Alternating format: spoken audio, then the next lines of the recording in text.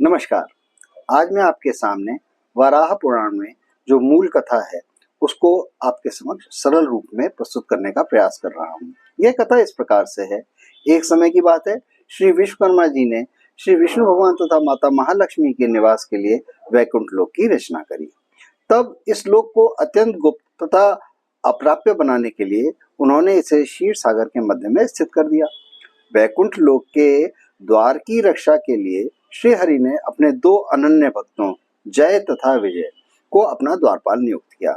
इन द्वारपालों को निर्देश था कि वे किसी भी अनजान अपरिचित व्यक्ति को वैकुंठ में प्रवेश न करने दें, जबकि देवी देवताओं, ऋषि मुनियों और श्री नारायण के भक्तों को प्रवेश से कभी न रोके। एक समय की बात है कि श्री विष्णु भगवान माता लक्ष्मी के साथ वैकुंठ में निवास कर रहे थे।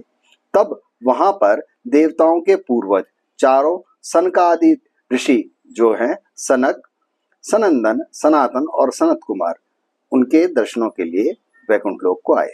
जय और विजय ने जब इन चारों को बालकों के रूप में देखा तो इनके प्रताप से अनभिज्ञ होने के कारण इन सनकादि ऋषियों को द्वार पर ही रोक लिया और वैकुंठ लोक के भीतर जाने के लिए श्री विष्णु जी से आज्ञा लेने तक रुकने को कहा। परंतु सनकादिक ऋषियों ने तुरंत ही भगवान से मिलने की उत्कंठा व्यक्त की। इससे द्वारपालों और इनों में वाद विवाद होने लगा। जय और विजय के इस प्रकार रोकने पर सनक आदि ऋषियों ने क्रुद्ध होकर कहा कि भगवान विष्णु के समीप रहने के बाद तुम लोगों में अहंकार का जन्म हो गया है और अहंकारी का वास वैकुंठ में कभी नहीं हो सकता। इसलिए हम तुम्हें श्राप देते हैं कि तुम लोग पाप योनि में जाओ और असुर होकर अपने पाप का फल भुगतो।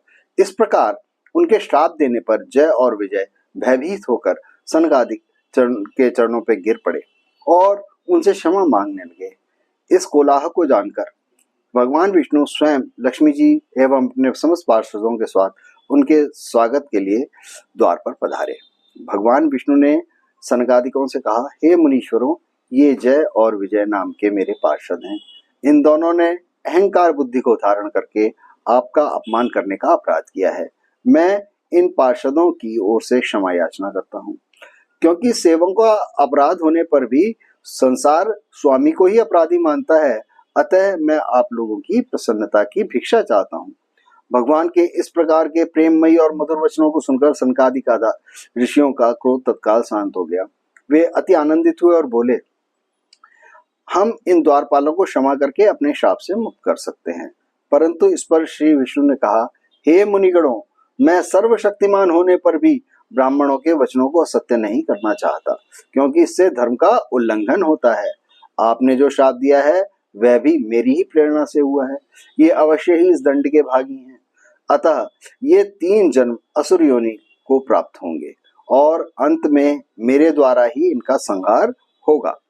विधि के विधान के फलस्वरूप इधर दैत्यों की माता दिति ने महर्षि कश्यप से संध्या के समय उनको विवश करके गर्भाधान किया, जिससे कुपित होकर महर्षि कश्यप ने श्राप देते हुए कहा, हे दिति, तुमने मेरी बात नहीं मानी तथा तुम्हारा चित्त काम वासना में लिप्त था। तुमने असमय भोग किया है। तुम्हारे कोख से महाभयंकर अमंगलकारी 2 अधम पुत्र उत्पन्न होंगे। संपूर्ण लोगों के निरपराध प्राणियों को वे अपने अत्याचारों से कष्ट देंगे, धर्म का नाश करेंगे, साधु और स्त्रियों को सताएंगे। उनके पापों का घड़ा भर जाने पर श्री भगवान कुपित होकर उनका वध करेंगे। इस प्रकार दैत्य माता दिति के समय के साथ 2 पुत्र हिरण्याक्ष तथा हिरण्यकश्यप का जन्म हुआ। हिरण्यकश्यप ने तपस्या करके ब्रह्मा जी को प्रसन्न करके उनसे यह वरदान प्राप्त किया कि उसकी मृत्यु न दिन में हो, न रात में हो, न घर के भीतर हो, न बाहर हो। इस तरह से वह सब प्रकार से वह होकर तीनों लोक पर विजय प्राप्त करने के लिए एक छत्र राज्य करने लगा। इधर उसका छोटा भाई हिरण्याक्ष उसकी आज्ञा का पालन करते हुए वैदिक ज्ञान, ऋषियों मुनियों तथा धर्म का पालन करने वाले मनुष्यों का नाश करने लगा। इससे हिरण्यकश्यप को ही वह ब्रह्मांड का एकमात्र ईश्वर माना जाए, इसका प्रचार कर सके। इस प्रकार ये दोनों दुष्टता की राह पर चल दिए। इन्होंने संसार को धर्म भ्रष्ट करने के लिए वेदों का ज्ञान लुप्त प्राय कर दिया तथा पृथ्वी को पाप रूपी समुद्र में इतनी गहराई में डाल दिया, यानी दूसरे शब्दों में कहें तो पृथ्वी पर पाप और अत्याचार इतना बढ़ गया कि धर्म का लगभग लोप हो गया, जैसे कि भूलोक स्वयं ही पाताल में पहुंच गया हो।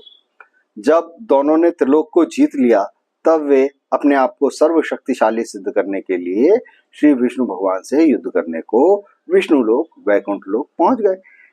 श्री विष्णु उनको वहां पर नहीं मिले। हिरण्याक्ष ने देवऋषि नारद से नारायण का पता पूछा। देवऋषि नारद ने उनको बताया कि नारायण इस समय वराह का रूप धारण करके पृथ्वी को रसातल से निकालने के लिए गए हैं। यह जानकर हिरण्याक्ष रसातल में पहुंच गया, अर्थात पताल में पहुंच गया। वहां उसने एक विशाल वराह को देखा जो अपने बड़े बड़े दाढ़ों के ऊपर पृथ्वी को ऊपर की ओर ले जा रहा था। यह श्री विष्णु का वाराह अवतार था। हिरण्याक्ष उन पर झपट पड़ा। भगवान वराह और हिरण्याक्ष में भयंकर युद्ध हुआ। अंततः हिरण्याक्ष का भगवान वराह के हाथों से वध हुआ। इस तरह वह अपनी अधम योनि से मुक्त हुआ। हम सभी जानते हैं कि इसी प्रकार भगवान विष्णु ने नरसिंह का अवतार लेकर हिरण्यकश्यप का भी संहार किया था। इस प्रकार से जय और विजय को सनत कुमारों के श्रापों से 3 जन्मों तक राक्षस योनियों में जन्म लेना पड़ा। उसमें प्रत्येक जन्म में भगवान विष्णु ने स्वयं अवतार लेकर उनका वध किया तथा उनको अपने लोक में वापस बुलाया। सतयुग में हिरण्याक्ष जय और हिरण्यकश्यप विजय के रूप में पैदा हुए। त्रेता युग में रावण जय और कुंभकर्ण विजय बने। द्वापर युग में उन्होंने शिशुपाल अर्थात जय और विजय ने दंतवक्र के रूप में जन्म लिया। इस वीडियो को देखने के लिए, समय निकालने के लिए मैं आपका आभारी हूँ। अगर आपको यह वीडियो पसंद आए तो लाइक, शेयर और फॉलो करना न भूलें। नमस्कार तथा धन्यवाद।